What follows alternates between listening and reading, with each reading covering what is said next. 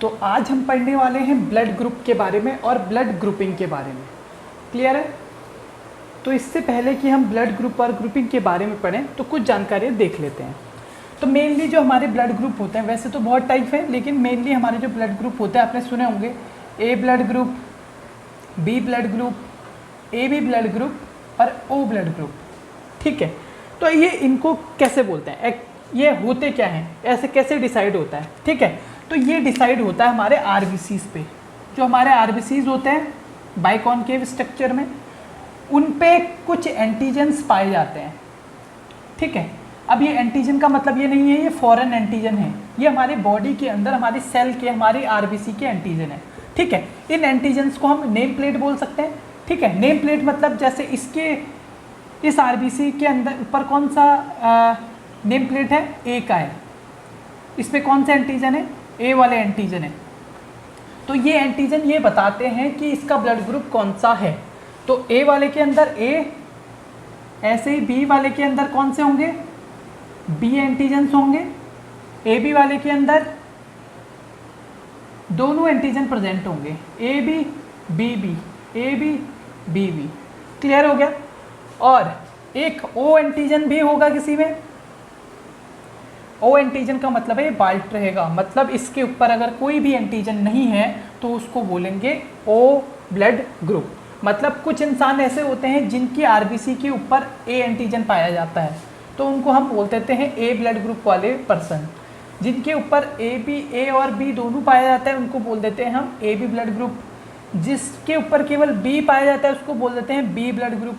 और जिन लोगों की आरबीसी के ऊपर कोई भी एंटीजन नहीं पाया जाता उनको बोल देते हैं हम ओ ब्लड ग्रुप वाले लोग। क्लियर हो गया इतना? तो हमने ये पढ़ लिया ब्लड ग्रुप के बारे में। ब्लड ग्रुप हमने 4 तरीके के पढ़े। ए ब्लड ग्रुप मतलब ए एंटीजन, मतलब एंटीजन क्या है यहाँ पे एंटीजन का मतलब है, क्या मतलब है, ए एंटीजन का मतलब है कि आरबीसी के ऊपर ए एंटीजन प्रेजेंट है। अब आपने सुना होगा, क्या सुना होगा जी आपने सुना होगा ए प्लस भी होता है, ए माइनस भी होता है, उसके बारे में हम बात करेंगे। लेकिन सबसे पहले हम बात कर लेते हैं ए, जैसे ए तो एंटीजन होता है। अब जैसे ये ए ब्लड ग्रुप है, ठीक है, इस पे कौन सा एंटीजन प्रेजेंट है, ए एंटीजन प्रेजेंट है। लेकिन जैसे इस पे ए एंटीजन प्रेजेंट होगा तो इस पे एंटीबॉडी भी प्रेजेंट होंगी। अब एंटीबॉडी कौन सी प्रेजेंट होंगी, हमेशा जो ब्लड ग्रुप होगा उसकी अपोजिट एंटीबॉडी होंगी। अब ये क्यों होंगी अपोजिट, बी एंटीबॉडी क्यों होंगी इस पे, बी एंटीबॉडी इसलिए होंगी, अगर ए एंटीबॉडी हुई तो ये ए एंटीबॉडी ए एंटीजन को मार जाएगी। ऐसे ही हमारा जो बी एंटीजन होगा, मतलब बी ब्लड ग्रुप वाला होगा, उस पे कौन सी एंटीबॉडी होंगी, उस पे एंटीबॉडी होंगी ए। एंटीजन बी होगा लेकिन एंटीबॉडी होगी ए। अगर ये बी हो गया, एंटीबॉडी भी बी हो गया, तो ऐसा तो पॉसिबल है नहीं, ये इसको डिस्ट्रॉय कर देगा, आरबीसी को ही किल कर देगा। क्योंकि हमारे एंटीजन्स क्या होते हैं, हमारे एंटीबॉडी क्या होते हैं, जो उनके अपोजिट एंटीजन्स होते हैं उनको किल कर देते हैं। क्लियर हो गया? तो हमेशा जो बी एंटीजन होगा, मतलब बी ब्लड ग्रुप के पास बी एंटीबॉडी होगी। इतना क्लियर हो गया? सॉरी, ए एंटीबॉडी होगी, बी के पास ए एंटीबॉडी होगी। अगर बी हुई तो बी को किल कर देगी, अगर ए के पास ए एंटीबॉडी हुई तो अपने को ही किल कर देगी। तो हमेशा ए के पास कौन सी एंटीबॉडी रहेगी, ये एंटीजन है सपोज, ये एंटीबॉडी होंगी, तो ए के पास कौन सी एंटीबॉडी रहेगी, बी एंटीबॉडी रहेगी। अब बी के पास कौन सी एंटीबॉडी रहेगी, ए एंटीबॉडी रहेगी। अब तीसरा ब्लड ग्रुप हमारा कौन सा है, ए बी है। अब ए बी के पास कौन सी एंटीबॉडी रहेगी बताओ? अब आपका आंसर होगा ए और बी दोनों। अगर आप ऐसा सोचते हैं तो आप गलत हैं। क्यों? अगर आपने कहा कि ए एंटीबॉडी और बी एंटीबॉडी दोनों होंगी इनके पास, तो क्या होगा, ये तो और अच्छा हो जाएगा, बी वाला बी को किल कर देगा, ए वाला ए को किल कर देगा, अपनी ही सेल डैमेज हो जाएगी। तो हमेशा याद रखना है कि जो ए बी वाला सिस्टम है उस पर कोई भी एंटीबॉडी नहीं होगी। क्या नहीं होगी? कोई भी एंटीबॉडी नहीं होगी। एंटीजन कौन सा है, ए और बी दोनों हैं। क्लियर हो गया? अब हमने बात करी ओ ब्लड ग्रुप की। ओ ब्लड ग्रुप में क्या था, कोई भी एंटीजन नहीं था। कोई भी एंटीजन नहीं होगा तो इसमें भी क्या होगा, कोई भी एंटीबॉडी नहीं होगी। अगर आप ऐसा सोचते हैं तो आप फिर से गलत हैं। उसके पास होगी ए और बी एंटीबॉडी। क्लियर है? क्योंकि ए और बी क्यों होगी? क्योंकि उसको कोई खतरा ही नहीं है। तो ए और बी दोनों एंटीबॉडी जिसके पास रहती हैं वो कौन सा है? ओ ब्लड ग्रुप है। कौन सा है? O blood group. एक्चुअली इसको जीरो बोला जाता था क्योंकि इस पे कोई एंटीजेंस नहीं होते। ठीक है, अब ये एंटीजन और एंटीबॉडी का खेल क्या है वो अभी हमको समझ में आ जाएगा। क्लियर है? अब इसको हम बात करते हैं कि कौन किसको ब्लड दे सकता है। अब हमने बोला हमारे पास एंटीजन का मतलब ब्लड ग्रुप है, इतना समझ लीजिए आप। ये हमारे पास एंटीजन्स की लिस्ट है, बना लेंगे अभी। ये हमारे पास एंटीजन है। सपोज हमारे पास एंटीजन है क्या? ए एंटीजन है, A blood group, B blood group, A B blood group और ओ ब्लड ग्रुप। क्लियर हो गया? अब हम देखते हैं कि इसके पास एंटीबॉडी कौन सी रहेगी। अब ए के पास ए एंटीबॉडी तो हो नहीं सकती, क्योंकि अगर ए एंटीबॉडी हो गई तो इसको किल कर देगा। तो इसके पास एंटीबॉडी कौन सी होगी? बी होगी। अब बी वाले के पास एंटीजन तो बी है, उसके ऊपर मतलब ब्लड ग्रुप बी है, तो उसके पास एंटीबॉडी कौन सी बनेगी? ए बनेगी, क्योंकि अगर बी के पास बी एंटीबॉडी बन गई तो वो बी को ही किल कर जाएगी। क्लियर हो गया? ए बी के पास दोनों हैं, दोनों एंटीजन्स हैं, तो इसके पास कोई भी एंटीबॉडी नहीं रहेगी, क्योंकि अगर बी एंटीबॉडी रही तब भी डिस्ट्रॉय हो जाएगा, ए एंटीबॉडी रही तब भी डिस्ट्रॉय हो जाएगा, अगर ए बी दोनों रही तब तो अच्छे से डिस्ट्रॉय हो जाएगा। तो इसके पास कोई भी एंटीबॉडी नहीं होगा। अब बात करते हैं ओ की। ओ के पास एंटीजन तो कोई नहीं है, जीरो एंटीजन है, तो इसके पास कौन सा रहेगा? ए एंटीबॉडी भी रह सकता है, ए एंटीबॉडी रह सकता है और बी भी रह सकता है। क्लियर है? या हम सीधे ये कह सकते हैं ए बी दोनों रह सकता है, ए बी रह सकता है, बी भी ए बी एंटीबॉडी रहेगा इसके पास में। क्लियर है? ओ के पास कौन सा एंटीबॉडी रहेगा? A B. अब हम बात करते हैं कौन किसको दे सकता है ट्रांसफ्यूजन। अब मैं कहूँ कि ए ब्लड ग्रुप वाले को कौन सा ब्लड ग्रुप दे सकता है? बताइए, ए ब्लड ग्रुप वाले को कौन सा ब्लड ग्रुप दे सकता है? तो बी ब्लड ग्रुप वाला दे पाएगा क्या ए वाले को? नहीं दे पाएगा, क्योंकि बी के पास एंटीबॉडी कौन सी है? बी है, तो ए वाले को ही दे पाएगा। ठीक है, और किसको दे सकता है? और किसको दे सकता है? ए वाला ओ को दे सकता है? नहीं दे सकता। ए बी को दे सकता है, क्योंकि किसके पास एंटीबॉडी नहीं है। किस कोई भी दे देगा इसको, तो इसके पास तो एंटीबॉडी है ही नहीं, फाइट करने वाली एंटीबॉडी है ही नहीं। ठीक है, ए के पास ए बी के पास कोई फाइट करने वाली एंटीबॉडी नहीं है, तो इसको कोई भी दे सकता है। तो ट्रांसफ्यूजन, हम बात कर रहे थे ए को कौन कौन दे सकता है। ठीक है, तो ए को तो केवल ए ही एंटीबॉडी दे सकता है। बाकी कौन दे सकता है? बाकी ओ दे सकता है, क्योंकि वो ओ के पास कोई भी एंटीजन नहीं है, तो आसानी से दे देगा। एंटीजन मतलब समझ गया, उसके पास कोई भी ऐसे एंटीजन नहीं है जो दूसरे को हार्म करें, तो है ही नहीं, तो इसको किसी के अंदर डालो। कोई, जैसे मैंने बोला, सपोज ये एक एंटीजन वाला ए था, ठीक है, इसको आपने बी के अंदर डाल दिया, तो बी के अंदर तो एंटीबॉडी बनी थी, ए के अगेंस्ट वाली ए एंटीबॉडी थी, तो ये ए को तो किल कर जाएंगी। तो हमेशा ए और बी को तो हम दे नहीं सकते, लेकिन अब बात कर रहे हैं कि ए एंटीबॉडी को कौन कौन दे सकता है, तो इसको ए तो देगा ही देगा, उसके अलावा ओ देगा। ओ क्यों देगा? ओ के ऊपर कोई भी एंटीजन नहीं है, मतलब ये ओ इसके अंदर आ जाएगा, तो इसके पास तो एंटीजन है ही नहीं। जब इसके पास एंटीजन है ही नहीं, तो इसको कोई किल कर सकता है? नहीं कर सकता, तो इसीलिए ओ भी ए को ब्लड दे सकता है। इतना क्लियर हो गया जी? ठीक है, उसके अलावा क्या ए बी दे सकता है? ए बी नहीं दे सकता। क्यों? क्योंकि ए बी के ऊपर तो दोनों एंटीजन्स प्रेजेंट हैं, बी भी तो है। अगर मैंने ए बी दे दिया तो ए के अंदर ए भी है, बी भी है, तो ए तो कुछ नहीं करेगा ए को, लेकिन बी तो इसको बी का एंटीजन तो क्या है? ए है, ए का एंटीजन तो बी है, तो कुछ नहीं करेगा इसको। लेकिन क्या है? बी के पास क्या है? ए एंटीबॉडी है। क्या है बी के पास? ए एंटीबॉडी है, जो आसानी से ए के एंटीजन को किल कर जाएगी। ठीक है, तो हमारा इसको नहीं दे सकता। तो हमें सिंपल सी बात पता चली कि ए ब्लड ग्रुप वाले को केवल ए और ओ ही ब्लड दे सकता है। क्लियर हो गया इतना? दूसरा, अब बात करते हैं बी की। तो बी तो देगा ही, प्लस ओ भी देगा। हमने पता कर लिया कि ओ क्यों देगा, क्योंकि उसके पास कोई भी एंटीजन नहीं प्रेजेंट होते उसकी सरफेस पे। अब बात करते हैं ए बी की। ए बी को कौन कौन दे सकता है? अब ए बी है, ए बी के सरफेस पे कोई भी एंटीबॉडी नहीं है, समझ रहे हो? मतलब इसके अंदर कोई भी जा सकता है, आसानी से कोई भी इसके अंदर जा सकता है। तो अब ए बी को ए दे सकता है? बिल्कुल दे सकता है, क्योंकि एंटीबॉडी तो है ही नहीं। ए एंटीजन के अगेंस्ट एंटीबॉडी तो है ही नहीं इसके पास। बी दे सकता है, बिल्कुल बी भी दे सकता है, ओ तो सबको ही देता है, ठीक है, और ए भी इसका अपना वाला तो देगा ही देगा। तो क्लियर हो गया इतना। तो आपको पता चल गया कि ए बी के पास कोई भी एंटीबॉडी नहीं है, मतलब उसके घर पे कोई भी पहरेदार नहीं है, तो आप आसानी से अंदर चले जाओगे, आसानी से चले जाओगे जी। तो आपको कोई दिक्कत नहीं होने की ए बी के अंदर जाने में। तो ए बी क्या है, यूनिवर्सल रिसिपेंट है, इसको ये सबसे ले सकता है, ए से भी, बी से भी, ओ से भी और ए बी से भी। क्लियर हो गया इतना। अब बात करते हैं ओ ब्लड ग्रुप की। किसकी, ओ ब्लड ग्रुप की। ओ ब्लड ग्रुप में हमने बोला भैया दो एंटीबॉडी तो दोनों हैं, एंटीबॉडी तो दोनों हैं, तो ये किससे ले सकता है, ओ से ही ले सकता है, ठीक है, ये किससे ले सकता है, ओ से ही ले सकता है। क्लियर हो गया इतना। और आप देखोगे ये केवल ओ से ले सकता है और किसी से नहीं ले सकता। क्लियर हो गया।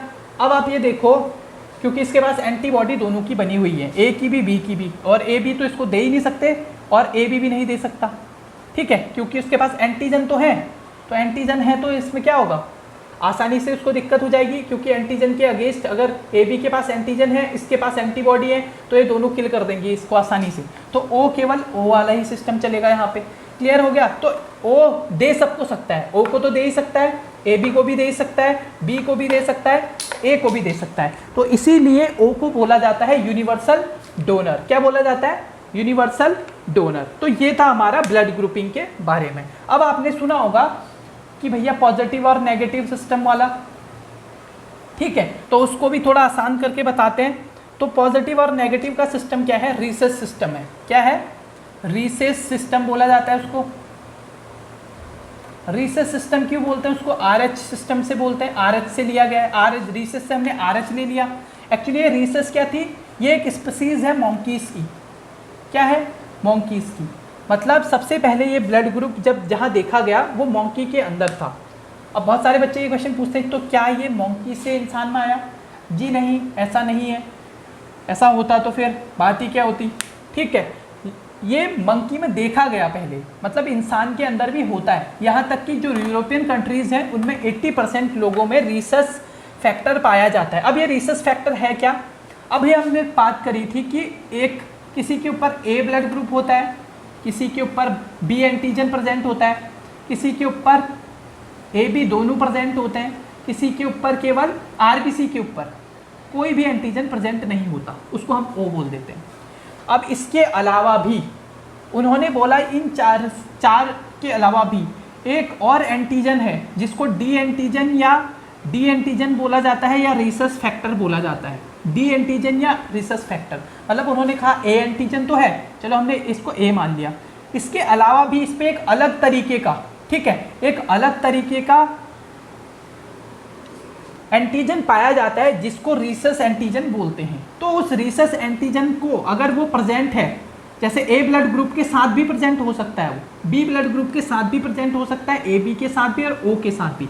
अगर ए वाले में रीसस फैक्टर वाला एंटीजन प्रेजेंट है तो हम उसको ए प्लस बोल देते हैं।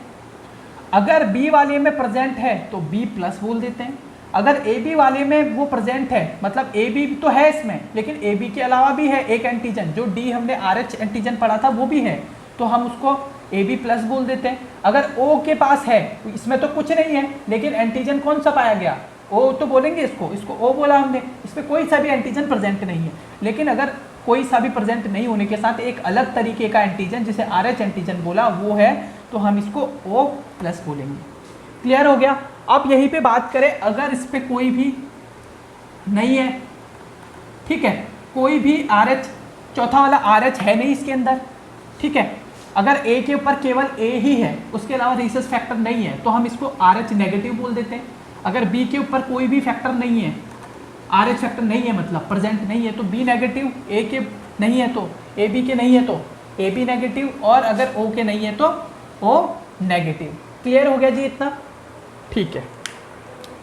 तो ये पढ़ लिया हमने रीसस फैक्टर। तो रीसस फैक्टर आपको समझ में आ गया होगा, एक अलग सा एंटीजन जो ए बी और ओ के अलावा होता है, और ये इनके साथ ही पाया जाता है, या तो पाया जाएगा या नहीं पाया जाएगा। 80% जो यूरोपियन पर्सन्स होते हैं उनमें जो रिसेस फैक्टर प्रेजेंट होता है, तो इसीलिए ज़्यादातर लोगों का बी पॉजिटिव ए पॉजिटिव वहाँ पे देखने को मिलता है यूरोपियन कंट्रीज़ में। तो ये तो था हमारा ब्लड ग्रुपिंग के बारे में। इसमें मैं जानता हूँ कि आपको 2-4 क्वेश्चन आ सकते हैं, तो वो आप पूछिएगा, लेकिन मेनली यही था हमारा। ठीक है, कौन किसको ब्लड दे सकता है और रिसेस फैक्टर क्या है, क्लियर हो गया। अब बात करते हैं हम, एक टॉपिक छूट गया था हमारा इसमें, हीमोस्टेसिस। क्या छूट गया था? हीमोस्टेसिस। तो हीमोस्टेसिस हम पढ़ेंगे, हीमोस्टेसिस और एक और टॉपिक है इसमें, तो हीमोस्टेसिस आज देख लेते हैं। तो हीमोस्टेसिस होता क्या है? हीम का मतलब क्या है? ब्लड। क्या है? हीम का मतलब ब्लड, स्टेसिस का मतलब स्टॉप या रुकना। तो आपको समझ में आ गया, हीमोस्टेसिस मतलब ब्लीडिंग का रुकना। ठीक है, ब्लीडिंग का रुकना का मतलब क्या है? यहाँ पे सिंपल सी बात करें, सपोज आपकी बॉडी में, आपके ऑर्गन्स में, आपके किसी भी बॉडी पार्ट्स में कोई भी इंजरी हो गई, उसकी वजह से वहाँ पे क्या हो गया, ये वेसल्स थी। ब्लीडिंग कब होती है? जब ये वेसल्स ओपन हो गई, यहाँ से इंजरी हो गई, तो यहाँ से क्या आने लग गया, ब्लीडिंग होने लगी। क्लियर है? तो ब्लीडिंग होती है तो आपने देखा होगा कुछ टाइम बाद क्या होता है, यहाँ पे एक क्लॉट फॉर्म हो जाता है, यहाँ पे एक क्लॉट फॉर्म हो जाता है और ये ब्लीडिंग यहाँ पे रुक जाती है। ये क्लॉट फॉर्म होता है, यहाँ पे रुक जाती है, इसी को हम बोलते हैं हीमोस्टेसिस। मतलब ब्लीडिंग का स्टॉप होना, वो कहलाता है हीमोस्टेसिस। एक और होता है, एक वर्ड और सुना होगा इससे फैमिलियर आपने, होम्योस्टेसिस। कभी भी ध्यान रखें कि होम्योस्टेसिस और हीमोस्टेसिस में बहुत अंतर है। होम्योस्टेसिस क्या होता है पता है? होम्योस्टेसिस का मतलब है बॉडी का नॉर्मल मैकेनिज्म बनाए रखना। जैसे टेम्परेचर ज़्यादा हो गया तो उसको नॉर्मल करना बॉडी का काम है, टेम्परेचर ज़्यादा हो गया नॉर्मल करना, बीपी ज़्यादा हो गया नॉर्मल करना। मतलब बॉडी की जो नॉर्मल मैकेनिज्म है उसको बनाए रखना कहलाता है होम्योस्टेसिस। और अगर बॉडी में कहीं से ब्लीडिंग हो रही है, उसको स्टॉप करने की जो प्रोसेस है उसको बोला जाता है हीमोस्टेसिस प्रोसेस। हीमो मतलब ब्लीडिंग और स्टेसिस मतलब उसको स्टॉपेज करना। ठीक है, तो ये हीमोस्टेसिस क्या कह सकते हैं हम, प्रोसेस ऑफ स्टॉप ब्लीडिंग, वो कहलाती है हमारी हीमोस्टेसिस। अब बात करते हैं इसमें क्या क्या चीज़ें देखने को मिलती हैं। तो इसमें जो मेन चीज़ें देखने को मिलती है, ये 3 प्रोसेस में होता है।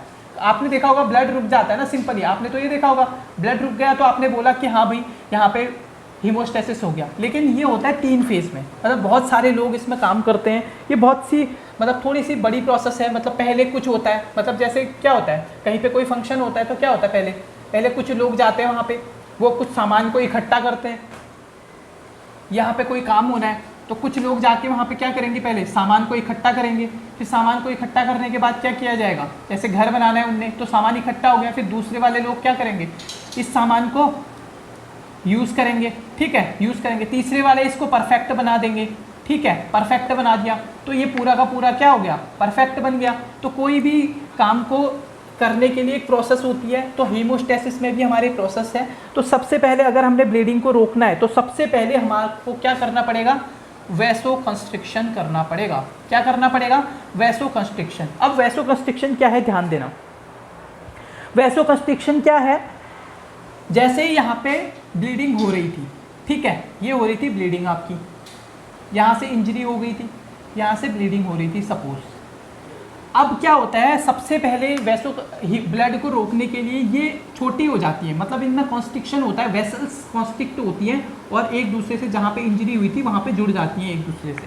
ठीक है, मतलब नज़दीक आ जाती हैं, जुड़ तो कम्प्लीटली नहीं जाती है, थोड़ा सा नज़दीक आ जाती हैं। अगर ये देखो कोई भी चीज़ ये अभी नॉर्मल पोजीशन में, अगर ये कॉन्स्ट्रिक्ट हो जाए तो एक दूसरे के नज़दीक आ जाएगी, तो इसी को बोलते हैं हम वैसोकंस्ट्रिक्शन। मतलब वेसल्स कंस्ट्रिक्ट होकर ब्लड का जो लीकेज है या ब्लीडिंग है जो उसको कम कर देते हैं। पहली चीज़ हो गई। दूसरी चीज़, दूसरा जो इसमें वैसोकंस्ट्रिक्शन में तो आप इसको इतना याद रखना है कि सबसे पहले क्या होगा, वेसल्स कंस्ट्रिक्ट होंगी। जो स्मूथ मसल्स होती हैं, क्या होती हैं, स्मूथ मसल्स होती हैं, किसकी, वेसल्स की, वो उनमें क्या हो जाएगा, कॉन्ट्रैक्शन हो जाएगा। अब दूसरे की बात करते हैं, वैसोकंस्ट्रिक्शन हो गया हमारा। अब जो दूसरा प्रोसेस होगा वो क्या होगा, वो होगा प्लेटिलेट प्लग फॉर्मेशन। क्या होगा, प्लेटिलेट प्लग फॉर्मेशन। ये बहुत अच्छी प्रोसेस है, इसमें आपको थोड़ा सा, ये लंबी प्रोसेस है, इसमें ध्यान रखना पड़ेगा आपको। क्या होता है फिर प्लेटलेट प्लग फॉर्मेशन, तो प्लेटलेट प्लग फॉर्मेशन जो दूसरी स्टेप है वो 3 स्टेज में पूरी होती है। ठीक है, तो पहला तो होता है प्लेटलेट अडहेशन। क्या होता है, प्लेटिलेट अडहेशन। अब देखते हैं प्लेटलेट अडहेशन क्या होता है। प्लेटलेट प्लग फॉर्मेशन जो दूसरा स्टेप था उसके अंदर 3 स्टेप में हमने बात करी, अभी पहला स्टेप लेके चल रहे प्लेटलेट अडहेशन। तो प्लेटलेट क्या होते हैं? Platelet are sticked on the damaged site. ये क्या करते हैं, जैसे ही यहाँ पे कोई डैमेज हुआ तो यहाँ पे क्या हो जाएंगे, स्टिक हो जाएंगे। प्लेटलेट यहाँ पे आके स्टिक हो जाएंगे, यहाँ पे चिपक जाएंगे इनसे, ठीक है। अब ये चिपकेंगे तो क्या होगा, एक्चुअली यहाँ पे एक कुछ फैक्टर होते हैं, ठीक है, कुछ फैक्टर होते हैं। अब आप ये बोलोगे कि यहाँ तो प्लेटलेट तो है ब्लड में, क्या है, प्लेटलेट ब्लड में है, तो ये उस टाइम पे क्यों नहीं क्लॉट होता है यहाँ पे, मतलब उस टाइम पे इकट्ठा क्यों नहीं होता है यहाँ पे प्लेटलेट? यहाँ पे हो जाना चाहिए प्लेटलेट इकट्ठा, लेकिन अगर प्लेटलेट इकट्ठा होगा तो नैरो हो जाएगी ना, जो वेसल्स है वो नैरो हो जाएगी। तो नॉर्मली भी प्लेटलेट तो रहता है, लेकिन यहाँ पे अडहेशन क्यों नहीं होता वेसल्स के अंदर, ये क्वेश्चन है मेरा, ठीक है। तो इसका आंसर क्या है, इसका आंसर क्या है कि जो हमारी प्लेटलेट है यहाँ पे कुछ समझ लो, ये क्या है, वेसल्स क्या है, एक दुल्हन है, ठीक है, दुल्हन इसको समझ लो गर्लफ्रेंड है, ठीक, इसमें ज़्यादा अच्छा लगेगा। तो गर्लफ्रेंड है दुल्हन, और प्लेटलेट कौन है, प्लेटलेट है बॉयफ्रेंड, ठीक है, प्लेटलेट कौन है, बॉयफ्रेंड है। अब यहाँ पे एक दुल्हन के भाई खड़े रहते हैं, ये दुल्हन से मिलने नहीं देते, किसको, प्लेटलेट को, मतलब जो गर्लफ्रेंड है उससे मिलने नहीं देते बॉयफ्रेंड को। तो ये जो यहाँ पे इसके भाई खड़े रहते हैं, इनको हम कुछ बोल देते हैं, इनका नाम रख देते हैं, ठीक है। इनका नाम हम क्या रख देते हैं, जैसे यहाँ पे होता है, एक होता है इंटिका, सबसे अंदर वाली लेयर होती है ना जो वेसल्स की, वहाँ पे होता है nitrous oxide, prostaglandin I2, ADP diphosphatase, prostaglandin I2 और ADP फॉस्फेटेस,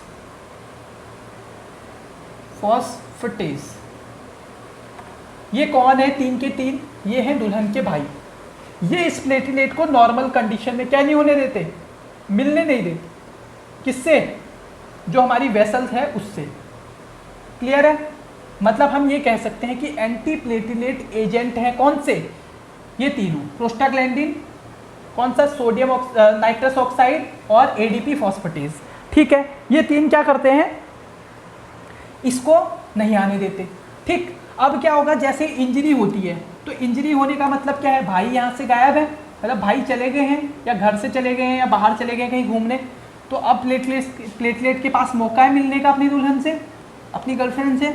तो ये क्या करता है, अब ये डायरेक्ट तो नहीं जा सकता, अब ये क्या करता है, जो दुल्हन की दोस्त है, दुल्हन की दोस्त भी ज़रूरी होती है, मतलब गर्लफ्रेंड की दोस्त क्या है, उसका नाम है वॉन, क्या है उसका नाम, von Willebrand, von Willebrand factor, von Willebrand factor. ये क्या कहती है, अरे आ जाओ जीजा जी, आ जाओ यहाँ पे, ठीक है, अभी कोई नहीं है, अभी मिल लो दुल्हन से, क्लियर हो गया। मतलब उस टाइम पे वॉन विली ब्रांड फैक्टर क्या होता है, ये प्लेटलेट को अट्रैक्ट करता है कि यहाँ पे प्लेटलेट को बुलाता है यहाँ पे, और यहाँ पे प्लेटलेट को अडहेर करवा देता है, ऐसे, क्लियर हो गया। तो वॉन विली ब्रांड फैक्टर को हम क्या बोल सकते हैं कि अगर वॉन विली ब्रांड फैक्टर कब आएगा, मतलब वॉन विली ब्रांड फैक्टर की वजह से ही जो प्लेटलेट होती है वो डैमेज साइड पे अटैच होती है, और किसकी वजह से नहीं होती है, तो वो 3 लोग हैं आपके पास, नाइट्रस ऑक्साइड, प्रोस्टाग्लैंडिन I2 और ADP फॉस्फेटेस। नॉर्मल वेसल्स के अंदर ये तीनों रहते हैं, जिसकी वजह से प्लेटलेट अडहेर नहीं होती है लेयर पे। लेकिन जब वहाँ पे डिटैचमेंट हो जाता है तो वहाँ पे एक फैक्टर आ जाता है जिसको बोलते हैं वॉन विली ब्रांड फैक्टर। तो वॉन विली ब्रांड फैक्टर क्या हेल्प करता है आपको, प्लेटलेट को यहाँ पे अडहेर होने के लिए हेल्प करता है, ठीक है। इसी कंडीशन को बोलते हैं प्लेटलेट का अडहेर होना, प्लेटलेट का डैमेज साइट पे अडहेर होना वॉन विली ब्रांड फैक्टर की प्रेजेंस में और एंटी प्लेटलेट एजेंट की अब्सेंट में, तो उसको बोलेंगे हम प्लेटलेट अडहेशन। तो पहला हमारा प्लेटलेट प्लग फॉर्मेशन में पहला काम हो गया, यहाँ पे प्लेटलेट आके अडहेर हो गए, क्लियर हो गया।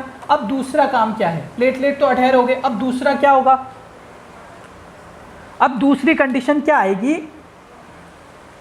प्लेटलेट, अब यहाँ पे जैसे प्लेटलेट अडहेर होते हैं तो दूसरी कंडीशन में क्या करते हैं,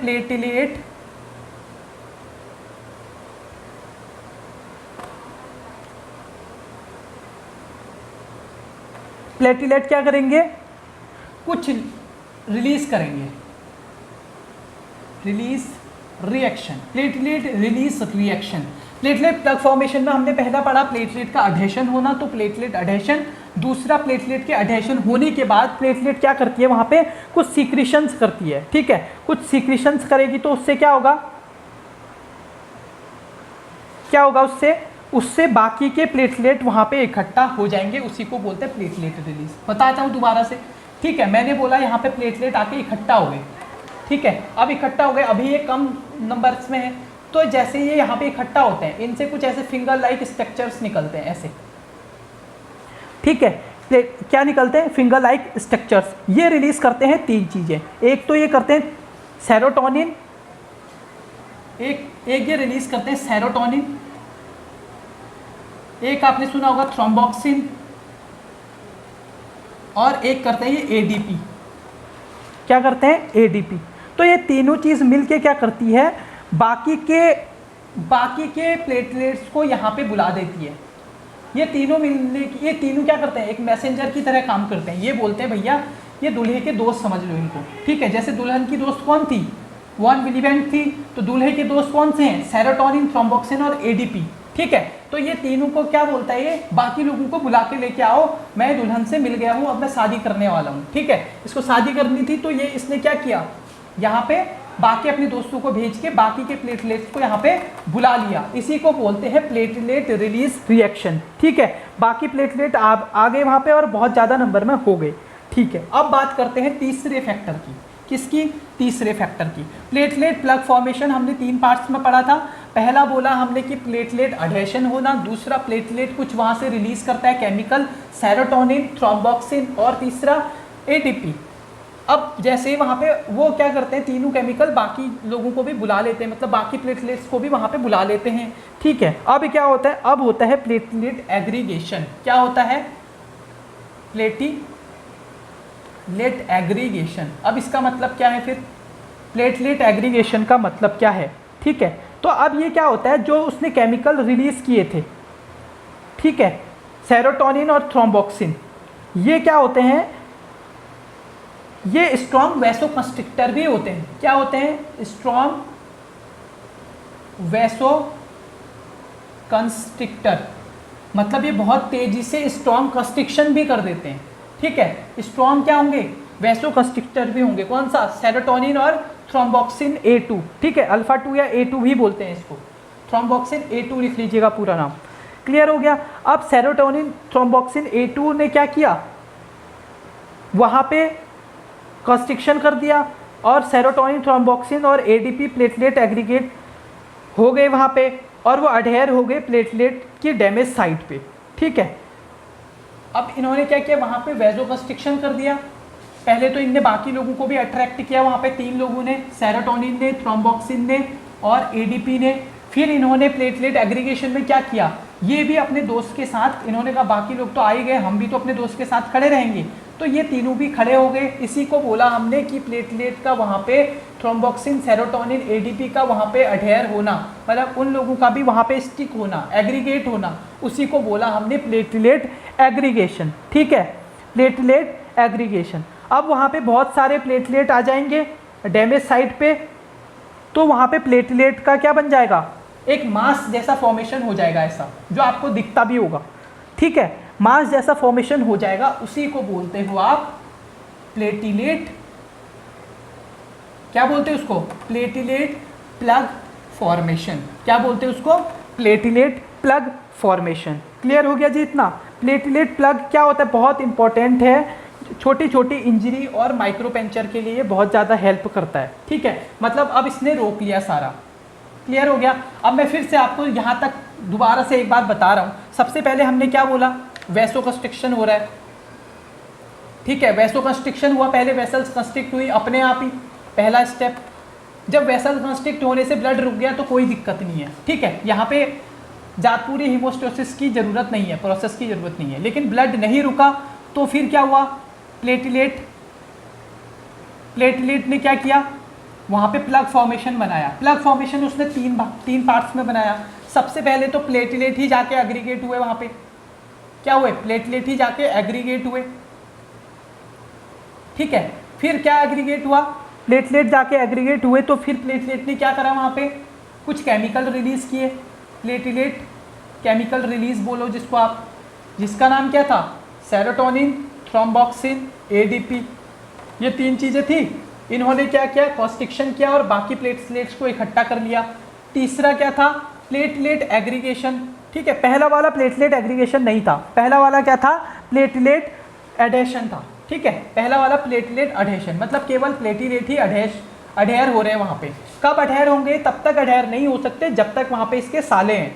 साले मतलब कौन कौन सी 3 चीज़ें, प्रोस्टाग्लैंडिन और नाइट्रस ऑक्साइड, और प्रोस्टाग्लैंडिन, नाइट्रस ऑक्साइड और एडीपी डाइफॉस्फेटेस। ठीक है, तो ये अगर तीनों हैं तो तब तक के प्लेटलेट एडेशन नहीं होगा। लेकिन जैसे ही वो हटे, वॉन विलीवेल्डन फैक्टर उसको क्या कर लेता है, अपने पे चिपका लेता है। जहाँ पे डैमेज साइट है वहाँ पे वॉन विलीवेल्डन फैक्टर ने चिपका लिया तो प्लेटलेट एडेशन हो गया। प्लेटलेट जैसे ही वहाँ से अडेयर हुआ तो प्लेटलेट ने 3 हार्मोन सिक्रेट किए। क्या किए, सेरोटोनिन किया, थ्रोम्बोक्सिन किया और एडीपी किया। इन्होंने क्या किया, फिर इन्होंने जाके प्लेटलेट एग्रीगेशन कर दिया। यहाँ पे एग्रीगेशन का मतलब ये खुद भी इकट्ठा हो गए यहाँ पे और बाकी लोगों को भी इकट्ठा कर दिया। अब क्या हो गया, यहाँ पे प्लेटलेट का एक मास फॉर्मेशन बन गया। इसी मास फॉर्मेशन को आप क्या बोलते हैं, पूरा का पूरा प्लेटलेट प्लग फॉर्मेशन। तो प्लेटलेट प्लग फॉर्मेशन ऐसे ही बन गया। अब ये माइक्रो इंजरी के लिए बहुत है, मतलब अगर आपका हल्का सा चोट लगी है तो यहाँ पे मास बन जाता है और ब्लीडिंग रुक जाती है। लेकिन अब बात क्या आ जाती है, अगर सपोज थोड़ा सा बड़ा फैक्टर हो, ठीक है, अगर वहाँ पे कोई दिक्कत हो या मतलब नहीं हो पा रहा है, इससे ब्लीडिंग स्टॉप नहीं हो पा रही है, तब क्या करेंगे, तब तीसरा वाला जो हीमोस्टेसिस का मैकेनिज्म आता है। पहला पढ़ा था वैसोकंस्ट्रिक्शन, दूसरा प्लेटलेट प्लग फॉर्मेशन, उसके अंदर 3 चीज़ें पढ़ ली थी हमने। अब ये तीसरा फैक्टर है जो ये है कोगुलेशन या ब्लड क्लॉटिंग। इसको क्या बोलते हैं, ब्लड क्लॉटिंग। अब ब्लड क्लॉटिंग क्या होती है, फिर ब्लड क्लॉटिंग होती है, इसमें प्रोसेस होती है पूरी की पूरी। इसमें क्या होता है, एक होता है सॉल्यूबल फिब्रिन, पढ़ा था हमने सॉल्यूबल फिब्रिन। अब आपने जो भी फिब्रिन पढ़ा होगा, फिब्रिन पढ़ा था ना हमने, कब पढ़ा था, जब हमने ब्लड के प्लाज्मा के 3 पार्ट्स पढ़े थे। एक तो पढ़ा था एल्बुमिन, एक पढ़ा था ग्लोबुलिन, एक पढ़ा था फिब्रिनोजन। ठीक है, या फिब्रिन। ये फिब्रिन क्या होता है, ये क्लॉटिंग फैक्टर होता है। क्या होता है, क्लॉट करता है। लेकिन ये क्लॉट कैसे करता है, ये केवल अकेले क्लॉट नहीं कर सकता, और ये रहता है किस फॉर्म में, सॉल्यूबल फॉर्म में, मतलब ये आसानी से घुल जाता है। अगर कोई चीज़ घुल जाएगी तो वो यहाँ पे इकट्ठा कैसे होगी, नहीं होगी ना। तो ब्लड क्लॉटिंग में क्या होता है, ये जो सॉल्यूबल फिब्रिन है यही इनसॉल्यूबल फिब्रिन में चेंज होती है। किस में चेंज होती है, इनसॉल्यूबल फिब्रिन में। इनसॉल्यूबल फिब्रिन का मतलब क्या है कि ये मतलब सॉलिड हो जाएगी और सॉलिड होकर इकट्ठा होगी यहाँ पे। ठीक है, तो उसको बोलेंगे इनसॉल्यूबल फिब्रिन। लेकिन जो ब्लड क्लॉटिंग होती है और ये एक क्लॉट का फॉर्म कर देगी, इसीलिए इसको क्लॉटिंग बोला। अब लेकिन ये इनसॉल्यूबल फिब्रिन को इनसॉल्यूबल फिब्रिन में बनाने के लिए हमारे को ब्लड क्लॉटिंग फैक्टर की ज़रूरत पड़ती है। किसकी ज़रूरत पड़ती है, ब्लड क्लॉटिंग फैक्टर्स की। तो कितने होते हैं, पहला क्वेश्चन तो यही आया है कई बार छोटे छोटे एग्जाम्स में, जैसे CHO वगैरह में, कि क्लॉटिंग फैक्टर कितने होते हैं। बच्चे कंफ्यूज रहते हैं, 12, 13, 11, 10, इन दोनों में तो कोई नहीं लगाएगा, लेकिन कई बच्चे इसमें लगा देते हैं। जबकि राइट आंसर क्या है, राइट आंसर है 13। कैसे हैं अभी हम देख लेते हैं। तो पहला फैक्टर होता है हमारा फिब्रिनोजन। कौन सा होता है, फिब्रिनोजन पहला फैक्टर, फर्स्ट। दूसरा कौन सा होता है, फिब्रिनोजन के बाद आता है प्रोथ्रोम्बिन। क्या आता है, प्रोथ्रोम्बिन। थर्ड फैक्टर कौन सा आता है, थर्ड फैक्टर आता है हमारा थ्रोम्बोप्लास्टिन। ध्यान रखना इसको टिश्यू फैक्टर भी बोलते हैं, थ्रोम्बोप्लास्टिन। चौथा फैक्टर कौन सा होता है, चौथा होता है हमारा कैल्शियम, जिसको हम बार बार डिस्कस करते हैं कि कैल्शियम क्लॉटिंग करता है, तो वो यहीं से करता है क्योंकि ये चौथा फैक्टर है। क्लियर हो गया। पांचवा फैक्टर होता है हमारा लेबाइल फैक्टर, इसको भी याद रखना, लेबाइल फैक्टर। क्लियर हो गया, लेबाइल फैक्टर। अब हम छठे की बात करते हैं, 6 कौन सा होता है हमारा, 6 फैक्टर हमारा अब्सेंट रहता है। ये क्यों रहता है, अभी इसकी बात करेंगे। 7th फैक्टर होता है स्टेबल फैक्टर। 7th कौन सा रहता है, 7th को बोलते हैं स्टेबल, याद रख सकते हो, इसको आसान है, स्टेबल फैक्टर। फिर 8 कौन सा रहता है, ये केवल 3 या 4 बार अगर आप इसको अपने खुद से टेबल भी बना लोगे तब भी याद रहेगा। 8वां 9वां तो आपको आसानी से याद रहेगा। ठीक है, 8th 9th 10th भी लिख लेते हैं, 11th भी लिख लेते हैं, और 12 भी लिख लेते हैं। क्लियर है? तो 7 तक तो आपको याद करने हैं। पहला फिब्रिनोजन, प्रोथ्रोम्बिन, थ्रोम्बोप्लास्टिन, तीनों आसान है, आसानी से याद हो जाएंगे। 4th पे कैल्शियम आता है, 5th पे लबाइल आता है, 6 खाली है, 7th पे स्टेबल फैक्टर आता है। ठीक है, अब 8 पे कौन सा आता है और 9 पे कौन सा आता है, तो आप इसको याद रखना, एंटी हीमोफिलिक फैक्टर ए और एंटी हीमोफिलिक फैक्टर बी। तो 8th और 9th आपको याद हो जाएंगे। 10th में आपको बस एक याद रखना है, स्ट्रॉट फैक्टर, इसको बोलते हैं स्ट्रॉट फैक्टर। स्ट्रॉट फैक्टर कौन सा है? 10th है। बस हीमोफिलिक, एंटी हीमोफिलिक ए, एंटी हीमोफिलिक बी, स्ट्रॉट फैक्टर। उसके बाद एंटी हीमोफिलिक सी फैक्टर आ जाता है 11th में। कौन सा फैक्टर? एंटी हीमोफिलिक सी। और जो 12वां फैक्टर है उसको बोलते हैं हैगमैन फैक्टर। कौन सा बोलते हैं? Hageman factor. ये 3-4 तो आपको आसानी से याद हो जाएंगे, हैगमैन। और जो लास्ट है, लास्ट कौन सा है? फर्स्ट को याद रखा है आपने तो लास्ट आपको ऑटोमेटिकली याद होने वाला है। ये है फिब्रिन स्टेबलाइजिंग फैक्टर, या इसको लॉकिलोब्रांड फैक्टर बोलते हैं। क्या बोलते हैं? 13वें को मैं ऊपर लिख रहा हूँ, ठीक है, 13 को मैं यहाँ पे लिख रहा हूँ। इसको बोलते हैं लॉकिलोब्रांड फैक्टर, लॉकिलोब्रांड फैक्टर, या इसको बोलते हैं क्या? इसको बोलते हैं हम फिब्रिन स्टेबलाइजिंग। अगर आप लॉकिलोब्रांड याद नहीं भी है आपको, लेकिन याद रखना कई बार आ जाता है, इसको आप बोल सकते हो फिब्रिन स्टेबलाइजिंग फैक्टर। अब फिब्रिन स्टेबलाइजिंग फैक्टर क्या? आपने फर्स्ट में देखा था, पहला फैक्टर था फिब्रिनोजन। तो फिब्रिनोजन लास्ट में हमने क्या बोला था? ब्लड क्लॉटिंग में क्या होता है?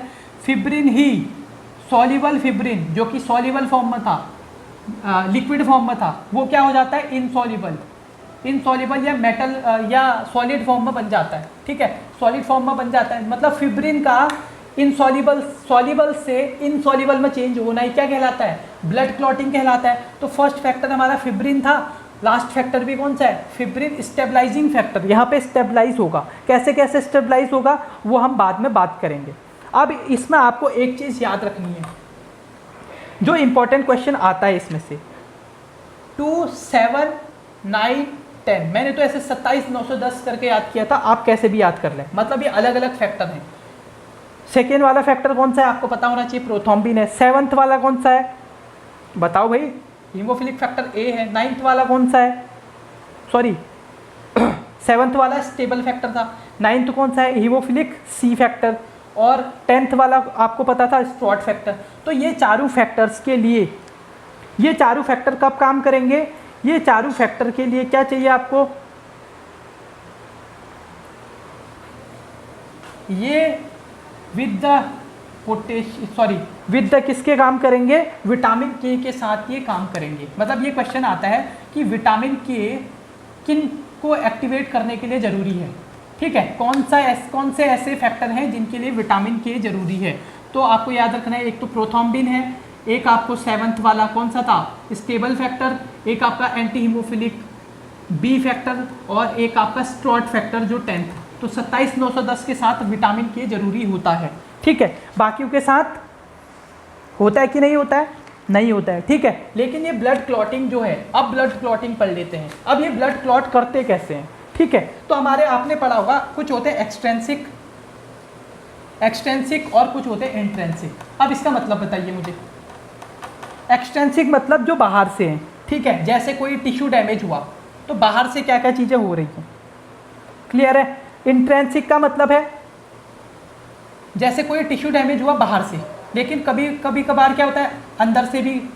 तो इसको जब अंदर से हो रहा है, इंडोथीलियल डैमेज हो रही है, अंदर वाली लेयर डैमेज हो रही है, मतलब काम तो दोनों साइड से करेगा ये, मतलब बाहर से भी काम करेगा क्लॉट करने के लिए, अंदर से भी काम करेगा। तो अंदर से जब काम करता है, डैमेज मतलब इंडोथीलियम में जब हो रहा है, मतलब इंडोथीलियम जब काम कर रही है क्लॉटिंग करने के लिए, तो उसको इंट्रेंसिक फैक्टर बोल दिया। जब बाहर से टिश्यू काम कर रहे हैं, आउटर टिश्यू काम कर रहे हैं, या डैमेज टिश्यू काम कर रहे हैं, क्योंकि टिश्यू भी काम करते हैं। कैसे करते हैं अभी देखते हैं। जैसे ये इंडोथीलियम, इसमें अंदर वाला इंडोथीलियम काम करेगी, इसमें आउटर वाली इंट्रेंसिक फैक्टर काम करेंगे। अब इसको थोड़ा सा ऊपर बना लेते हैं। ठीक है, अब इसको ध्यान से समझिए। हमने बोला कि जो आपकी ब्लड क्लॉटिंग है 2 मैकेनिज्म में होगी, एक होगी एक्सट्रेंसिक और एक होगी इंट्रेंसिक। इंट्रेंसिक में कौन काम करेगा? जो ब्लड वेसल की अंदर वाली लेयर है वो काम करेगी, मतलब एंडोथेलियम काम करेगी। और एक्सट्रेंसिक में कौन काम करेगा? बाहर से जो टिश्यू डैमेज हुआ है यहाँ पे, ये काम करेगा। कैसे काम करेगा? डैमेज टिश्यू का काम होता है, एक काम होता है उसका, क्या काम होता है? उसका काम होता है जो थर्ड फैक्टर है हमारा। कौन सा फैक्टर?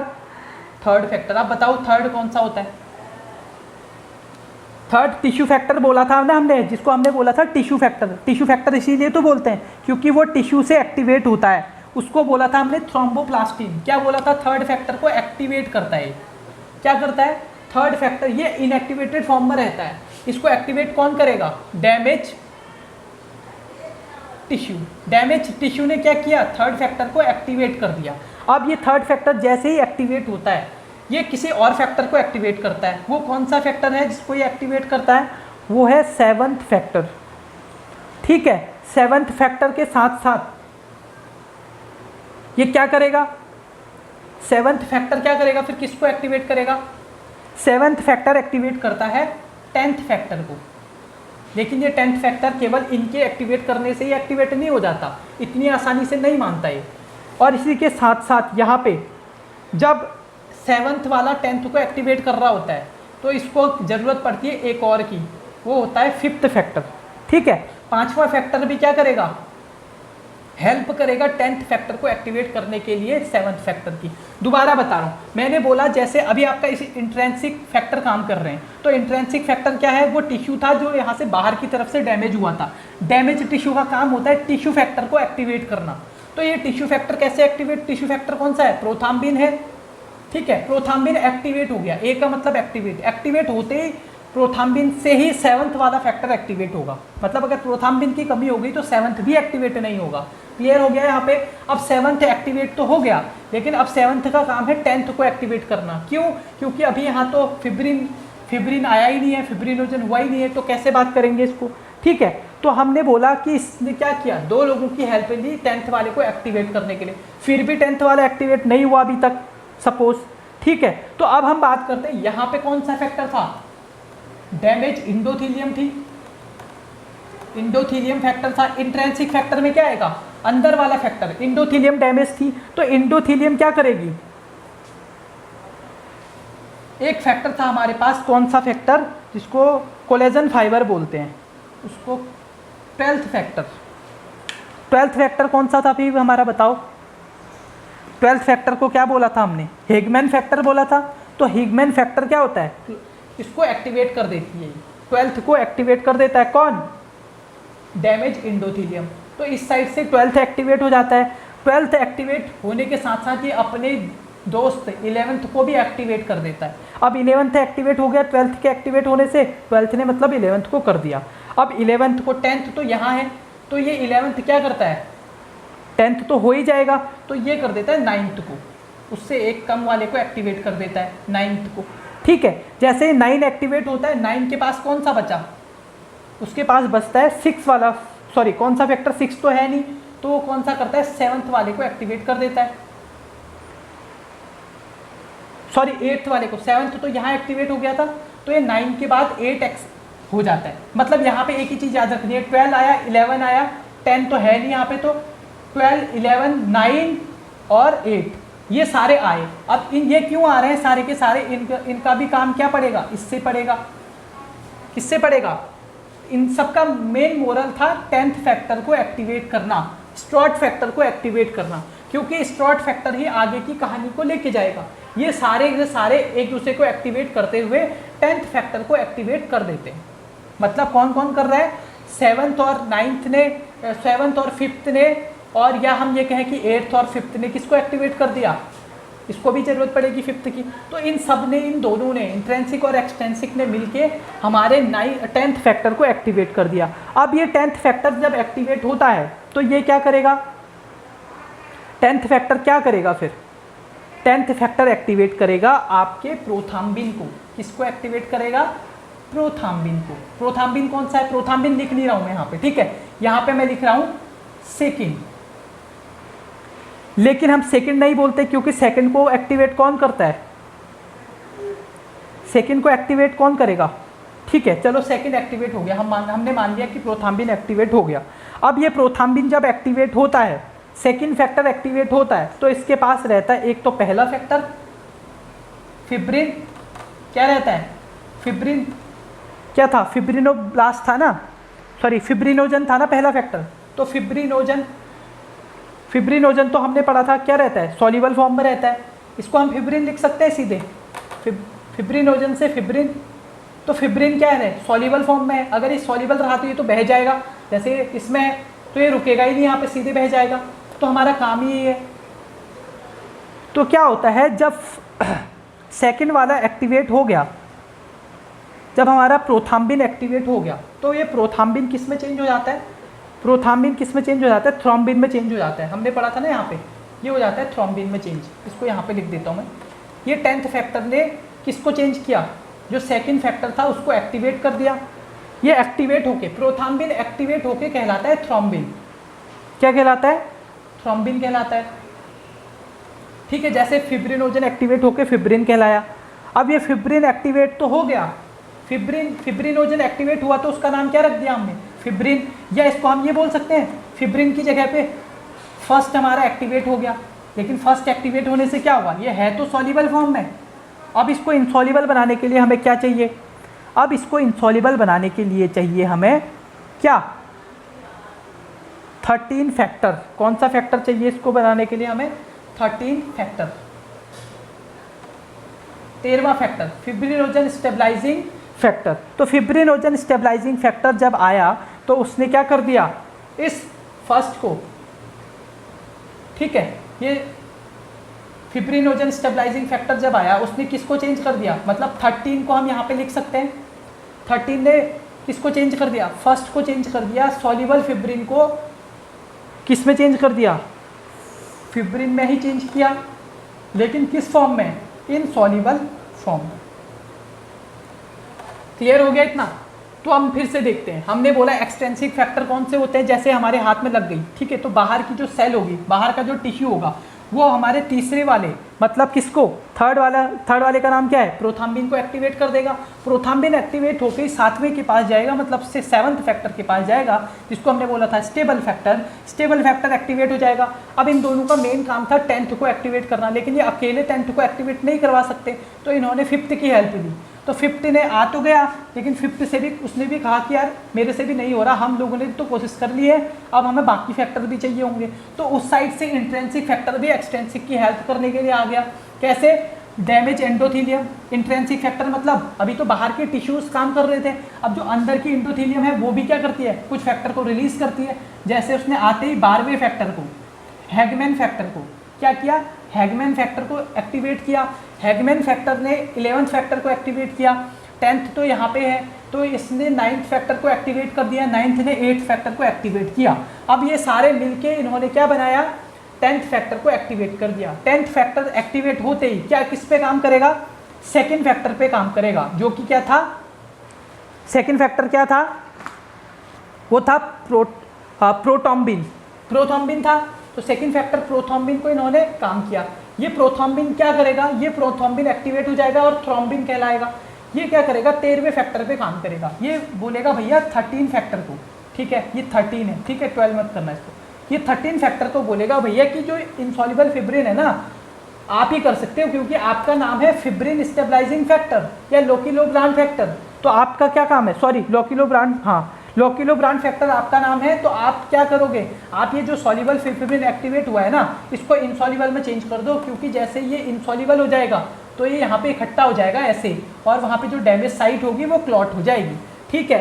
तो it's all about the blood clotting. तो हमने ब्लड क्लॉटिंग अच्छे से पढ़ लिया है। आज हमने ब्लड क्लॉटिंग में हमने 3 चीज़ें पढ़ी, 3 फैक्टर 3 प्रोसेस में काम करता है। तो पहला प्रोसेस हमने कौन सा पढ़ा था, अरे वैसोकंस्ट्रक्शन पढ़ा था, अभी भूल गए, वैसोकंस्ट्रक्शन। दूसरा मेरे साथ रिवाइज करना है, दूसरा हमने पढ़ा था प्लेटलेट प्लग फॉर्मेशन। तो प्लग कैसे बनता है, 3 चीज़ों से बनता है, पहले तो प्लेटलेट अडहेयर होते हैं, फिर वहाँ से अपने दोस्तों को भी अडहेयर कर लेते हैं, और कुछ जो केमिकल सीक्रेट करते हैं उनके दोस्त होते हैं वो, फिर जैसे ही वो वहाँ पे अडहेयर हो जाते हैं, वहाँ पे क्या हो जाता है, एग्रीगेट हो जाते हैं बहुत सारे प्लेटलेट, उसको प्लेटलेट अग्रेशन बोला, और वहाँ पे एक प्लग बना दिया, प्लेटलेट प्लग फॉर्मेशन हो गई सेकंड में। थर्ड में हमने बोला ब्लड क्लॉटिंग। ब्लड क्लॉटिंग के अंदर हमको 13 फैक्टर याद करने हैं। 13 फैक्टर कैसे याद करेंगे, याद तो करने ही पड़ेंगे। अब आप चाहे कैसे भी याद कर लो, ठीक है। इसके लिए मेरे पास बहुत सारे वैसे वो राइम्स वगैरह हैं, तो उनसे मेरे को नहीं लगता कि याद होता है, इसीलिए मैं उनको बताता नहीं हूँ। क्लियर हो गया? तो इनको आप मेरे हिसाब से याद करें, क्योंकि वो जो भी आप अगर कुछ ऐसे मीम्स कुछ भी बनाते हो, कुछ भी राइम बना लेते हो, कुछ भी बना लेते हो, तो उससे ज़्यादा टाइम तक याद नहीं रहता। अगर आप इसको 4 बार बना देंगे यार, चार्ट को केवल 4 बार बना लेंगे तो आपको अच्छे से याद हो जाएगा, ठीक है। दूसरी चीज़ हमने इसके अलावा क्या पढ़ा कि इसमें जो विटामिन के है वो काम करता है केवल कि विटामिन के ज़रूरी होता है 2, 7, 9 और 10 को एक्टिवेट करने के लिए। ये कौन से में पढ़ा था हमने? जब हमने ब्लड क्लॉटिंग की बात करी, तीसरा वाला ब्लड क्लॉटिंग के अंदर जो तीसरा वाला मैकेनिज्म पढ़ा था ब्लड क्लॉटिंग, हमने 13 फैक्टर पढ़ लिए थे जो जरूरी हैं। अब हमने क्या पढ़ा था इसमें? हमने देखा था कि पहले इधर से 3rd एक्टिवेट हो रहा है, उधर से 12th एक्टिवेट हो रहा है, फिर ये इधर इधर बनाते बनाते 10th को एक्टिवेट कर रहे हैं। एक्चुअली ये एक दूसरे से लिंक है, ठीक है। अगर 3rd फैक्टर गायब हो गया ना तो ये बाकी का जो 7th फैक्टर है इधर ही एक्टिवेट ही नहीं होगा, और इधर ऐसे ही जो एंडोथेलियम गायब होगी ना तो यहाँ से जो 12 फैक्टर निकल रहा है वो निकलेगा ही नहीं। वो अगर ये 12th फैक्टर भी नहीं है ना, इसकी कमी हो गई तो 11th फैक्टर यहाँ पे आएगा ही नहीं, ठीक है। तो ये सारे एक दूसरे से लिंक है। क्लियर हो गया? कौन सा फैक्टर हमारा गायब रहता है? वो है हमारा 6 फैक्टर। क्लियर है? कौन सा है? 6 फैक्टर हमारा गायब रहता है। क्लियर हो गया? तो इनकी डिस्कवरी ये सीक्वेंस जो है इनकी डिस्कवरी के अकॉर्डिंग रखा गया है, ठीक है। 1st, 2nd, 3rd, 4th, 5th। अब आप ऐसा मत समझिए कि पहले अगर मतलब मैंने बोला क्लॉटिंग फैक्टर 1st, तो 1st, 2nd को एक्टिवेट करेगा, तो ये ऐसे नहीं रखे गए हैं। एक्चुअली जैसे जैसे डिस्कवर होते गए वैसे वैसे रखे गए। तो सबसे पहले हमारे पास जो फिब्रिनोजन ही डिस्कवर हुआ, कई बार पूछा जाता है ये क्वेश्चन कि जो क्लॉटिंग फैक्टर्स हैं वो किसके अकॉर्डिंग रखे गए हैं? तो डिस्कवरी के अकॉर्डिंग रखे गए हैं, ना कि नंबर्स के अकॉर्डिंग। नंबर्स पे रखा गया है उनको 1st नंबर पे जिसकी डिस्कवरी पहले हुई, ना कि जो 1st वाला 2nd को एक्टिवेट करेगा, ऐसा नहीं है, ठीक है। एक्टिवेट तो वो वैसे ही होते हैं जैसे किस एंडोथेलियम ने किसको एक्टिवेट किया, फिर उसने किसको एक्टिवेट किया, उस हिसाब से। क्लियर हो गया? तो ये बात है आपको बहुत अच्छे से इसमें ध्यान रखनी है। क्लियर? तो it's all about the blood grouping and RH factor plus platelet blood clotting. Clear हो गया? तो आज हमने पढ़ लिए ये सारे टॉपिक। Thank you.